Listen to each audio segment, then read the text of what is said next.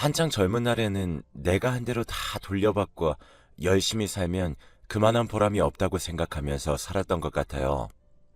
그런데 결혼도 하고 자식도 낳아보니 그게 그렇게 뜻대로만 되는 건 아니라는 것을 알게 되었답니다. 살다 보면 많은 일들이 있지만 그런 와중에도 저는 끝끝내 열심히 사는 길을 선택했는데 왜 갈수록 나아지지 않는 걸까요? 저는 20대 중반에 결혼했고 당시에는 전혀 늦지도 빠르지도 않은 딱 중간에 속하는 나이였어요. 주변 친구들은 네가 그렇게 빨리 결혼할 줄은 몰랐다. 좀 더 있다가 할 줄 알았다며 의외라고 하긴 했지만요. 그래도 어차피 이런 건 남들이 정해주는 게 아니고 내 인생은 내가 사는 거니까 저는 저대로 결정했고 진행했어요. 남편은 저보다 8살 위였는데 정말 멋있고 어른처럼 느껴지는 그런 사람이었습니다. 참 남자답다는 인상을 받기도 했고 볼 때마다 만족스러운 부분들이 많았기에 결혼을 결심하게 되었죠. 그런데 결혼해서 신혼 무렵에 애가 일찍 생기긴 했는데 그렇다 보니 저도 초반에 입덧을 하고 무척 힘든 나날을 보냈거든요. 그 무렵쯤부터 남편이 집에도 잘 안 들어오고 맨날 회식이네 야근이네 하며 집에 거의 없는 거예요. 임신한 아내가 맨날 웩웩거리면서 힘들어하고 밥도 제대로 못 먹고 있는데 본인 일이 바쁘다는 등 시댁에 뭔 일이 있어서 고치러 가야 한다는 등 이런 말들을 하며 집을 비우기 일쑤였죠. 안 그래도 임신하면 여자가 예민해지는데 저를 이렇게 맨날 혼자 두고 밖으로 다니는 남편 때문에 너무 마음이 상했어요. 저는 엄마가 안 계시기 때문에 이럴 때 누가 도와줄 사람도 없고 그냥 오롯이 혼자 집에서 외로운 시간들을 보낼 뿐이었어요. 남편은 제가 아무리 붙잡고 흔들어대도 대꾸도 하지 않고 잠만 잘 뿐이었고 절 완전히 무시하고 있다는 게 느껴졌어요. 그러던 와중에 정말 너무 화가 나 참을 수 없는 일이 벌어졌는데요. 사실 남자가 이렇게 밖으로 돌면 뻔하다지만 역시나 제 남편도 그 비슷한 일을 하고 있었더군요. 임신한 아내를 두고 매일 그렇게 회식 핑계를 대며 총각 친구들과 밖에 어울려 다니면서 술집을 다니고 바람도 마음껏 피워대고 있었던 거예요. 이 사실도 제가 어떻게 알게 되었냐면 똑같이 고주망태가 된 웬 친구를 같이 집에 데리고 들어왔던 날 때문이에요. 새벽녘에 문이 부서져라 발로 차대는 바람에 어쩔 수 없이 열어주었는데 혼자가 아니라 둘이 들어온 거예요. 그 친구는 같이 남편과 들어와서는 아가씨를 부르라는 등 이상한 헛소리를 해대고 있더군요. 완전 정신이 나간 채로 둘 다 현관 앞에 널브러져 있는데 저는 도저히 마음을 제대로 가눌 수가 없었어요. 당장 남편 옷을 뒤져보니 여기저기 술집에서 나온 듯한 영수증이 들어있고 말도 안 되는 금액들이 찍혀 있더라고요. 결국 임신 막달이 다 되어가는 임산부는 그 새벽에 잠도 못 자고 결혼 안 한 친구에게 전화해서 울며 하소연을 했어요. 친구 말로는 자기가 볼 땐 술집에 가서 엄한 일을 하고 온 것 같다며 제대로 야단치라고 하더군요. 이건 굳이 친구 입으로 듣지 않고도 제가 생각하기에도 충분히 그렇게 보이는 일이라 남편이 일어나는 순간 저는 붙들고 따지게 되었는데요. 적반하장도 유분수지라는 말이 왜 있는지 알 것 같더라고요. 저희 남편 같은 사람 들으라고 만들어 놓은 것 같더라고요. 이 영수증 뭐야? 당신 지금 임신한 부인 놔두고 밖에서 바람 피고 다니는 거야? 빨리 일어나봐. 이에 남편은 거세게 성질내며 정말 믿을 수 없는 소리를 하더군요. 그때 옆에 같이 들어온 친구인가 회사 동료인가 하는 사람도 개슴츠레하게 눈을 뜨고 있었고요. 아, 자꾸 건드리지 마. 아, 졸려 죽겠는데. 가서 해장국이나 끓여와.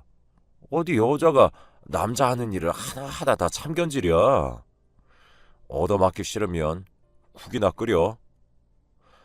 이 말을 듣고 너무 피가 거꾸로 솟아서 저는 감당되지 않았고 계속 남편 옷을 붙잡고 당장 일어나라고 실랑이를 벌였는데요. 그쯤 되니 옆에 있는 사람도 좀 정신이 들었는지 일어나서 말리려고 하더군요. 그런데 그 순간 남편은 저에게 적어도 자기의 아이를 임신한 아내에게 절대 해서는 안 되는 행위를 해버렸습니다. 이미 수십 년 전 일이지만 이 일만 생각하면 다시 남편 멱살을 붙들고 싶은 심정이에요. 남편은 계속 자기 양복을 붙잡고 소리 지르는 제가 성가셨던 건지 저리 가라며 저를 옆으로 확 밀쳐버렸어요. 저는 저보다 머리가 하나 더 크고 몸집도 큰 남편에게 내쳐져 몸에 심한 무리가 갈 정도로 넘어지게 되었죠. 제가 넘어지는 소리를 들은 그 동료조차도 이젠 완전히 정신이 번쩍 들었는지 그렇게 마셔댄 술도 절로 깨버린 건지 달려와서 괜찮냐고 묻더군요. 왜냐하면 당시 저는 아무리 대충 봐준다고 해도 배가 만삭인 임산부였어요. 당장 오늘 아기가 나온다고 해도 이상하지 않은 상황이었고요. 그런 상태로 밀려서 넘어졌으니 적잖이 무리가 갔으리라 생각했는지 그분도 정신을 확 차린 것 같았죠. 남이 봐도 당황스러워 달래기 일수인데 남편은 그 광경을 대충 보더니 짜증난다면서 그 길로 양복을 집어들고 나가버렸어요. 이날 얼마나 울고 또 울었는지 내내 배가 아릿하게 아파오는 느낌을 받아가며 괴로워했었죠. 아침이 되자마자 바로 병원에 갔고 조심해야 된다는 이야기를 몇 번이나 듣게 되었는데요. 사실 이런 말을 들을 사람은 제가 아니라 남편인데 너무너무 서럽더군요. 이렇게 저를 밀친 것도 용서할 수 없었지만 당장 너무나 큰 출산이라는 일이 제 앞에 있기에 참았습니다. 그리고 일주일쯤 지나 저는 아기를 낳게 되었고 무척 몸이 힘들었지만 그래도 아주 예쁜 딸을 얻게 되었습니다. 남편은 그래도 아빠랍시고 그 자리에 오긴 했지만 이후로 집에 왔을 때도 여전히 밖으로 돌며 애와 부인이 없는 남자처럼 지내더군요. 아기는 한창 울어대고 용품들은 부족하고 분유값도 적지 않은데 남편은 계속 월급을 아주 조금씩 드문드문 기분 내킬 때만 주었어요. 가뜩이나 남편에게 불만이 많았고 출산 전 겪었던 그 폭력적인 사태와 산후 우울증까지 거친 저는 도저히 참을 수 없었습니다. 남편에게 따져보고 그래도 이런 상황이 받아들여지지 않는다면 이혼을 하겠다고 마음먹었는데요. 남편은 오랜만에 들어와서는 아기를 좀 만져보더니 진지하게 대화 좀 하자는 저를 또 귀찮다며 저리 가라고 하더라고요. 결국 마음속 깊이 묻어두었던 이야기를 아기를 보며 몇 번이나 참았던 이혼을 내뱉게 되었는데 남편의 반응은 상상 초월이었습니다. 뭐야? 이게 꼬박꼬박 내가 번 돈으로 사는 주제에 뭐? 이혼? 할 수 있으면 해봐. 이 말을 저에게 내지름과 동시에 옆에서 아기가 깨건 말건 저에게 물리적 행동들을 가하는데 결국 문을 열고 뛰어나가 옆집 아줌마를 불렀고 경찰을 불러 마무리하게 되었죠. 이 일을 겪고 나니 남편이 너무 무서워져서 반드시 이혼해야겠다는 결심을 했어요. 저는 아이를 데리고 작은 집만 갖고 나왔고 복잡한 절차 끝에 겨우 이혼하게 되었습니다. 당시 이혼을 하고 혼자서 애를 키운다는 게 얼마나 힘든 것인지 대충 상상만 해도 하늘이 노랬지만 역시나 세상은 만만치 않더군요. 100일 조금 넘긴 아기를 데리고 나와서 월세방을 전전하면서 아기가 시끄럽게 울어댄다고 쫓겨나기도 해보고 너무 힘들고 서러웠어요. 저도 몸이 아직 아물지 않아서 일을 할 수도 없고 어디 맡길 곳도 없었고 말이에요. 제가 얼마 갖고 있던 적금도 턱없이 모자라 결국 아기를 데리고 숙식할 곳을 찾았는데 거기도 자리가 없었어요. 결국 어떻게든 견뎌내가며 아기 낮잠 잘 시간만이라도 조그만 부업을 하며 간간히 생활을 견뎌내게 되었는데요. 그러다 보니 그 지옥같이 힘들었던 육아의 날들도 차차 지나가고 아기도 밤에는 어느 정도 잠을 자고 낮에는 제 말을 듣고 조금은 컨트롤이 되는 시기가 되었답니다. 덕분에 저는 아이를 어린이집에 보내놓고 고깃집이며 여기저기 돌면서 무조건 일하게 되었어요. 중간중간 아이가 아프다고 하면 또 식당의 사정을 말하고는 제가 애를 데리고 소아과에 갔다가 집에 데리고 있다가 열이 좀 내리면 같이 식당으로 데려와서 안쪽 방에서 놀게 하게 하기도 했고요. 돌아보면 아이가 어릴 때 가장 힘들었던 것 같아요. 좋게 봐주시던 차장님도 애를 데리고 오는 날들이 빈번해지고 제가 자꾸 애 신경 쓰느라 일에 집중을 못하니 얼마 안가 그만두라고 하시더군요. 정말 이때는 맨날 울면서 출퇴근길 다녔던 것 같아요. 간신히 아이를 어린이집에 맡기고 거기서 연락이 안 오는 날에는 안심하며 퇴근을 했고요. 식당으로 전화가 걸려와서 절 찾으면 그땐 그렇게 절망스러울 수가 없었어요. 그래도 나 하나만 보고 있는 아이고 내가 목숨 걸고 낳은 아이니 모든 우선순위가 바뀔 수밖에 없었고요. 나중에 점점 아이가 크고 학교에 가게 되니 그쯤 되니 말귀도 통하고 자기가 할 수 있는 일은 제법 할 때라 그렇게 어렵진 않았답니다. 그러면서 저는 여전히 식당을 돌면서 돈을 받게 되었는데 이제 애가 좀 커서 살만하니 저에게 또 이상한 사람들이 들러붙더군요. 젊은 나이에 이혼하고 아이를 혼자 키우고 있다는 것을 초반에 오픈했는데 그 부분을 안쓰럽게 여겨주는 사람도 있었지만 나쁜 마음을 갖고 있는 사람들도 무척 많이 보였어요. 그런 일들을 몇 번이나 겪다 보니 저는 쉽게 저에게 느껴지는 호의에 대해 무조건 의심하는 습관이 생기게 되었답니다. 누군가가 이혼하고 혼자 사는 거 힘들겠다며 선물 같은 걸 챙겨준다면 잘 받지 않게 되어버렸어요.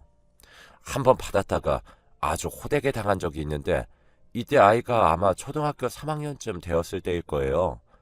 그때 일했던 식당 사장님은 크게 가게를 여러 곳 하시는 분이었는데 제가 처음 일을 구하러 갔을 때 사정을 말했거든요.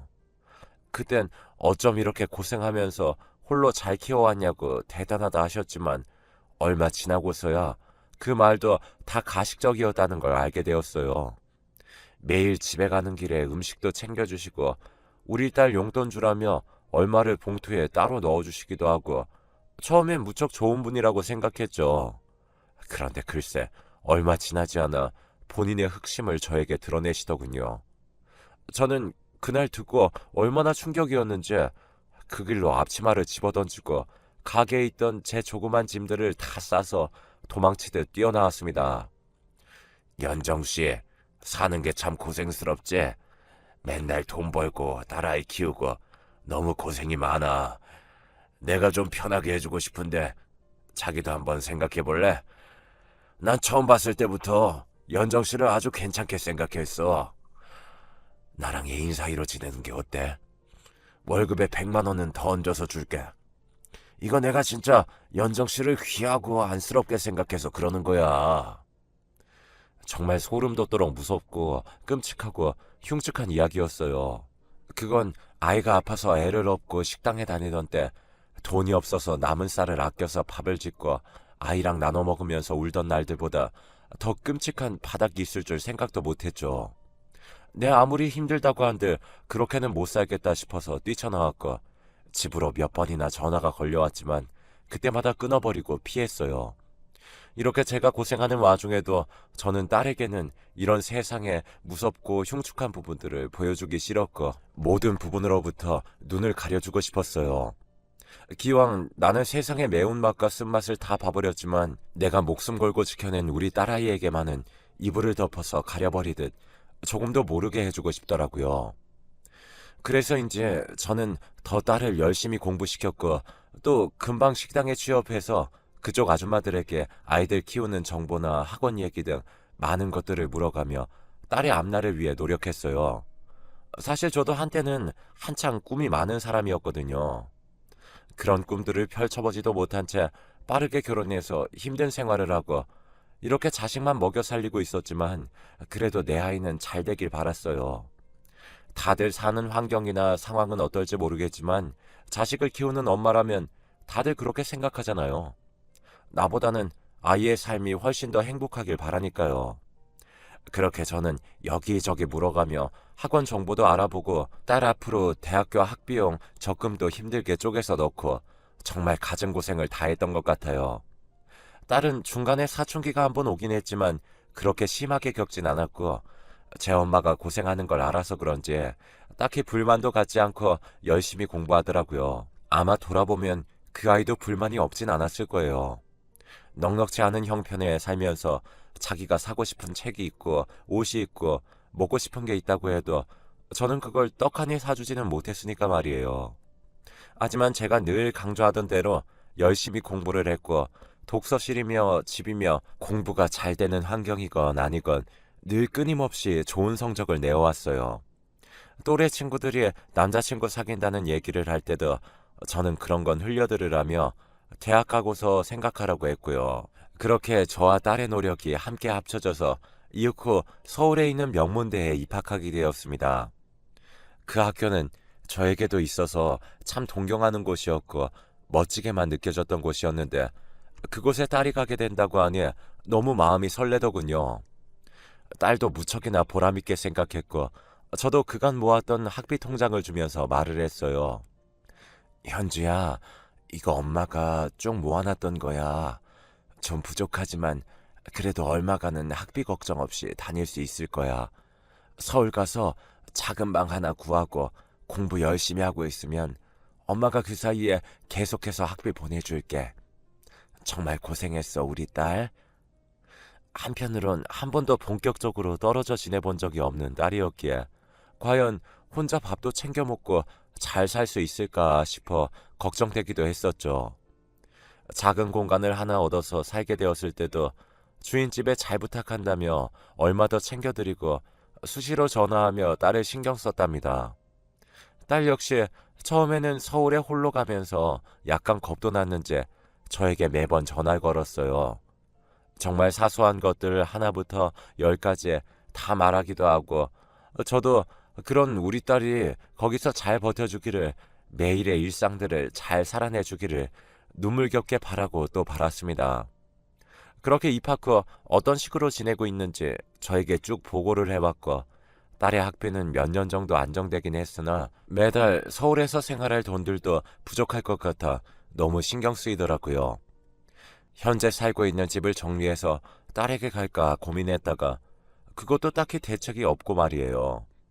그나마 지금 일하고 있는 식당이 그럭저럭 저에게 좋은 환경이었기 때문에 이걸 접고 서울로 올라가 제가 어떻게 돈을 충당할 수 있을지 잘 몰랐어요.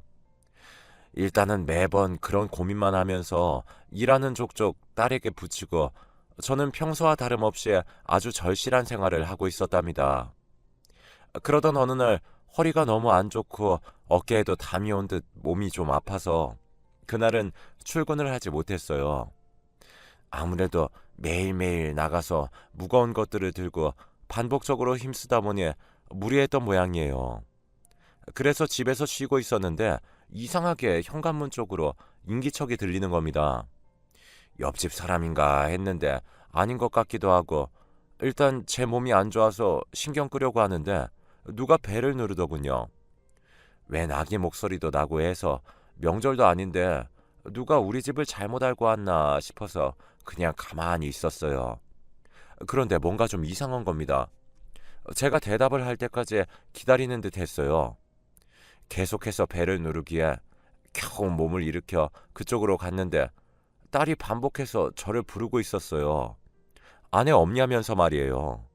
저는 너무 놀라서 얼른 확인하고 문을 열어주었는데 이렇게 갑작스레 연락도 없이 온 것에도 놀랐지만 한눈에 황당한 포인트가 너무 많아서 일일이 지적하지 못할 지경이었어요. 딸은 혼자 갑작스레 그냥 내려온 게 아니고 뭔가 용건이 있는 듯 비장한 표정으로 저를 보고 있었죠. 그리고 그 양옆으로는 딸이 데려온 듯한 사람이 있었는데 웬 키가 멀대같이 큰 남자가 저를 난감한 눈으로 쳐다보고 있더군요. 또 그 옆으로는 이제 막 아장아장 걸을 만한 웬 아기도 있었고요. 너무 당황스러워서 이게 뭔 일이냐고 했는데 딸이 하는 말에 저는 기절 초풍할 뻔했어요. 엄마, 나 결혼할 거야. 이 사람이랑. 순간 제가 꿈을 꾸는 건가 싶어서 몇 번이나 딸의 눈을 쳐다봤지만 딸은 긴장한 듯 하면서도 아주 당당하게 제 눈을 보고 계속 반복해서 말하더군요. 너무 어이가 없어서 입도 열지 못하고 그냥 쳐다보고 있는데 그 와중에 그 옆에 있던 아기가 우리 딸 바지를 붙잡더니 엄마, 맘마 이런 소리를 내는 게 아니겠어요. 갑자기 이 광경을 보니 이제서야 정신이 들면서 현실을 인식하게 되더군요. 냅다 저도 모르게 소리를 지르게 되었죠. 엄마? 응? 엄마라고? 이게 다 무슨 일이야, 현주야? 네가 왜 엄마야? 네가 지금 몇 살인데?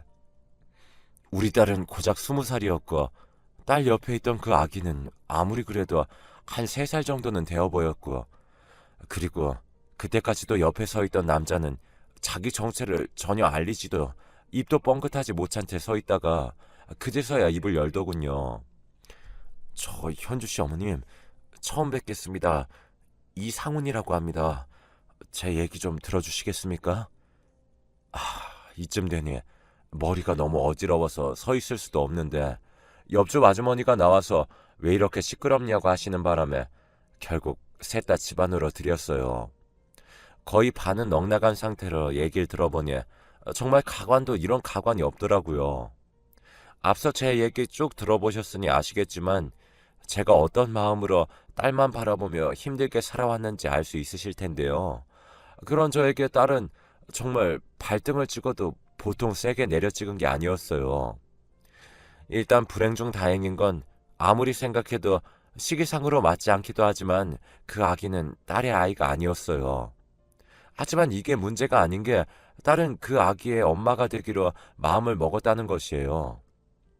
처음에는 듣고 무슨 자선 사업이나 봉사를 하려나 싶은 바보 같은 생각까지 들었죠. 아니, 그렇게 생각하고 싶은 심정이었습니다. 아무리 100번 양보하고 또 해도 이제가 20살이 되어 명문대에 진학해서 생활한 지 6개월쯤 된 아이가 17살이나 많은 아르바이트 가게 사장과 눈이 맞아서 결혼하려고 하고 그 남자의 아이의 엄마가 된다는 걸 받아들일 수 없었으니까요. 기가 막혀도 너무 막히는 게 같이 따라온 저 사장은 나이가 37이었습니다. 게다가 이혼한 여자 사이에서 저 3살짜리 아들을 홀로 맡아서 키우고 있었고 작은 카페를 운영하고 있다고 하더군요. 그런 와중에 아르바이트생으로 들어온 제 딸과 눈이 맞게 된 거예요. 알만한 거 다 아는 어른이 불과 몇 년 전만 해도 미성년자였을 아이에게 연심을 품어 동거를 시작하다뇨. 어쩐지 주인집 아주머니가 딸이 집에 자주 없는 것 같다고 해서 좀 이상했어요. 그 집에 가서 지들이 엄마 아빠 놀이에 소꿉놀이라도 하는 마냥 셋이서 동거를 하고 있었던 거예요. 와중에 그 남자는 계속 고개를 숙여가며 앵무새처럼 죄송하다고 결혼을 허락해달라고 행복하게 해주겠다는 말만 반복하고 있었죠. 제 막내 동생 뻘쯤 될 법한 나이가 되어서는 조카뻘이 나이를 재혼처로 맡겠다니 진짜 눈이 뒤집어지고 욕지기가 쏟아지더군요. 내 딸을 내가 어떻게 키웠는데 자기도 자기 자식 중한 거 알아서 그렇게 끼고 키우고 있으면서 어떻게 이럴 수가 있나요? 그저 서울 가서 그 좋은 학교에서 좋은 수업 받고 나날이 성장하고 있다고 믿었던 우리 딸. 진짜 내 뒤통수를 때려도 유분수지. 이날 정말 골이 다 아프고 절절히 울려서 도무지 견딜 수 없었어요. 반복해서 계속 결혼 허락해달라는 그 남자가 너무 꼴보기 싫어 그만 분노의 따기를 날려버렸죠. 솔직히 누가 부모라고 해도 그렇지 않겠어요. 알 거 다 알고 사회에서 할 거 다 해보고 가정까지 이뤘던 남자가 아무것도 모르는 여자를 깨어낸 거 아니에요. 더 죽을 맛인 건 딸이 이 일로 완전히 저에게 돌아섰고 완벽하게 대립구조에 들어갔다는 거예요. 엄마, 지금 우리 오빠 때린 거야? 어떻게 엄마가 이럴 수가 있어? 우리 오빠 불쌍한 사람이란 말이야. 진짜 불쌍한 사람이 지 엄마인지도 모르고 자기 오빠를 감싸안고 팔짝팔짝 뛰어대는 딸은 그 길로 자기네 그 오빠를 데리고 자기를 엄마라고 부르는 그 아기를 들쳐안고는 제 앞에서 사라져버렸습니다. 그러면서 가는 길에 바로 장문의 문자를 보내왔더군요. 그걸 아무리 다시 봐봐도 답이 안 나오고 요즘에 저는 정말 죽지 못해 사는 심정입니다. 엄마, 나는 그간 엄마가 바라는 대로 쭉 살아왔어. 내 인생은 엄마가 날 낳아준 거지 내 인생까지 조종하려고 낳은 건 아니잖아. 나도 내 삶 살고 싶어. 이미 상훈 오빠랑 혼인신고도 했고 라유리는 내 아들이야. 공부도 지긋지긋하고 다 때려치고 이렇게 셋이서 행복하게 살 거야. 엄마도 축복해주지 않는다면 나는 엄마랑 안 보고 살 생각이야. 이런 말에 저는 어떻게 반응해야 하는 걸까요? 내가 자기를 어떻게 키웠는데 이런 촌스러운 말을 제가 하고 있게 될지도 상상도 못했어요. 내가 입 주변에 피가 맺히도록 이를 악물고 부들부들 떨어가며 키워왔는데 차라리 속도 위반해서 멀쩡한 또래 남자아이를 데려온다고 해도 속이 끓었을 텐데 말이에요.